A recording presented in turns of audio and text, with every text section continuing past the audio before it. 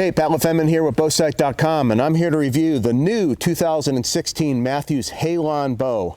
If you are familiar with our previous reviews, you know that we provide an honest, non-technical review from the bow hunter's perspective.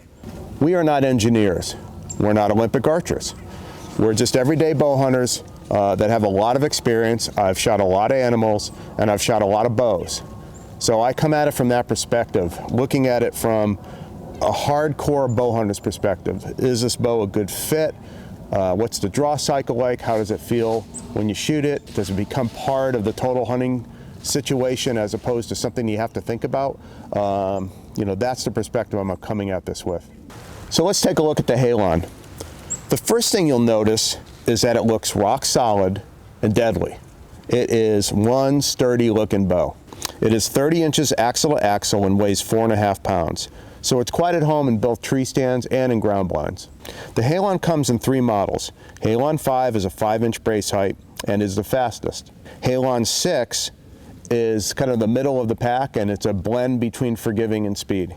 Halon 7 has a 7-inch brace height, and that's the most forgiving, yet it's also the slowest. The riser has changed quite a bit. You'll notice the Halon has a completely new riser design that prevents any flexing and is built to handle the new cross-centric cams.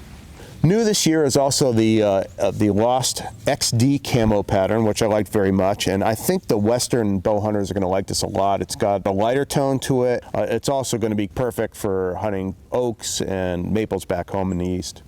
The new concentric cams are inspired by the 2015 no cam, but are designed for faster speeds without reverting back to the harsh draw cycle found on many high-performance bows.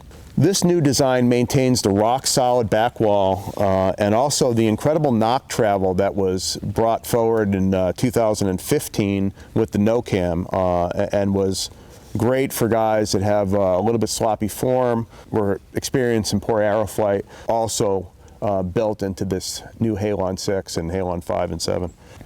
The grip has also changed. New to the Halon is a flat-backed grip that felt great to me and an improvement over the focus grips on previous models.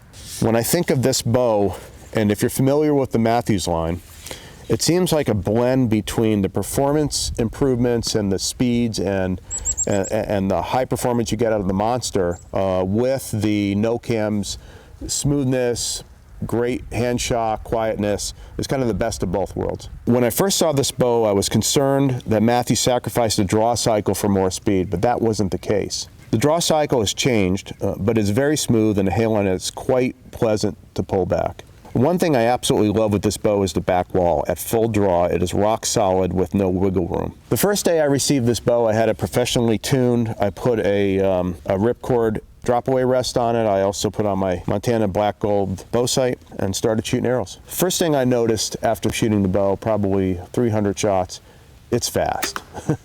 It's a very fast bow. It's one of the fastest bows outside of the Monster line that I own. Secondly, it's remarkably forgiving. More forgiving than I anticipated for a 6-inch brace height bow, which is typically not my favorite. And a bow that's really fast, which again, for guys like me that have imperfect form and are more bow hunters than target archers, we need a little bit more forgiving a bow. So when I saw that it was going to be as fast as it was, and when I saw the performance cams on it, I was a little concerned that I wouldn't be able to shoot it as well. That did not turn out to be the case. I shot this bow excellent. Well, since I know a lot of you guys are crazy over speed, let's talk about the IBOs. On the fastest model, which is the Halon 5, the IBO is 353, which is blazing fast. On the Halon 6, which is this model, it's 345, which is no slouch. On the most forgiving model, which is the Halon 7, it's 335. So those are IBO speeds. But I'm not a speed freak, and I took advantage of the high performance cam design as well as the faster speeds and the performance of this bow, and decided to hunt this year with my one of my favorite arrows, which is the Carbon Express pile drivers. A very, very heavy arrow, and I utilized a reliable 3-blade broadhead design. My arrows weighed in about 525. all in. So pretty heavy arrow. And this thing was just shooting them, zipping them right out there. Super performance, very, very fast speed, and just a great, great shooter for such a heavy arrow. But that's what I prefer. If you went with a lighter arrow, you'd get much, much faster speeds than I got. But very, very good performance out of this Halon. One aspect I really loved about this bow is that it just feels sturdy. You'll notice that when you go to a pro shop and you pick it up. It's got really beefy limbs. It's got this new riser design that prevents flexing. It's a really, really rock solid bow. When you draw it, you also see that there's no flex, there's no give, and that's what the design was for. It was to maintain these very high performance cams, keep everything in place, and present a bow that's just rock solid and very sturdy for hunting. In mid-December, I finally had an opportunity at a deer. A tasty young 4-point came in and gave me a perfect angle. I drew my Halon 6 and took aim. My arrow flight was perfect, and the bow just felt great.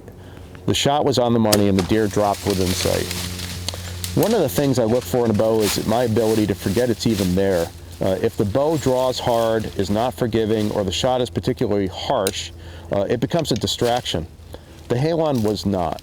Like all my favorite bows, my Halon just became a part of the total hunting experience and allowed me to make a clean, ethical shot at a nice buck, and this is all anyone can ask for in a bow.